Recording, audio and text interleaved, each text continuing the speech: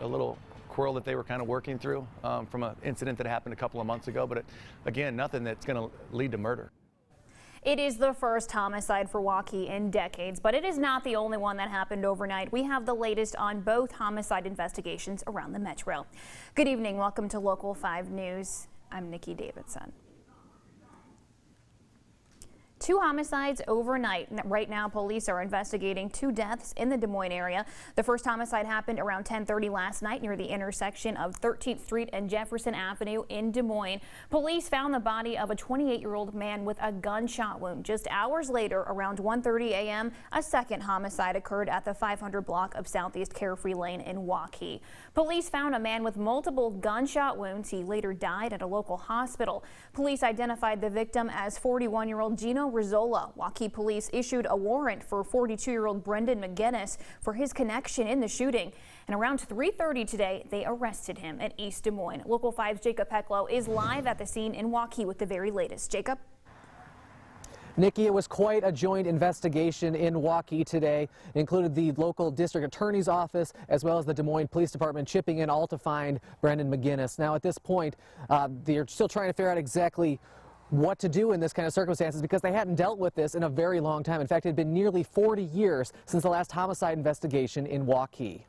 Michael Seaman was still in shock Saturday morning after hearing his good friend Gino Risola was killed overnight. I thought, he's such a great guy. He's a father, a great husband, and it just blew my mind that somebody could even, raise a weapon at him. Waukee police were called out to 505 Carefree Lane around 1:30 Saturday morning after getting a call that Risola was shot outside of his house. Neighbors say it's way out of the norm for their community. Never had anything like this at all. Never had burglaries.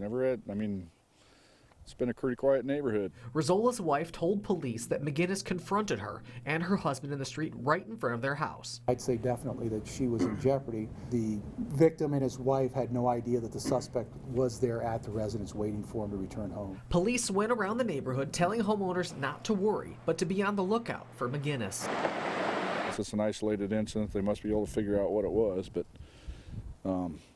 definitely kind of nerve-wracking. Seaman spoke with detectives Saturday, just hours after texting with Risola and meeting with him for a drink. We were just hanging out at the bar briefly, about 4 o'clock, and kind of told me some things that were going on, and I told him, just keep your head up, and everything will be okay. Seaman says he knew both McGinnis and Risola, and still can't believe a small quarrel could balloon into something like this. I hope that that's not the case, that this guy pleads his case and turns out not to be the guy that they need to find. But if it is, then he deserves every bit of what he gets. Now, we still don't know all the details on how exactly McGinnis was captured this afternoon. We do know that happened in eastern Des Moines, and we do know that he did surrender peacefully to the police. At this point, he was transported to and is being held in the Dallas County Jail. He is facing first-degree murder charges. Live in Waukee, Jacob Peklo, Local 5 News. We are Iowa.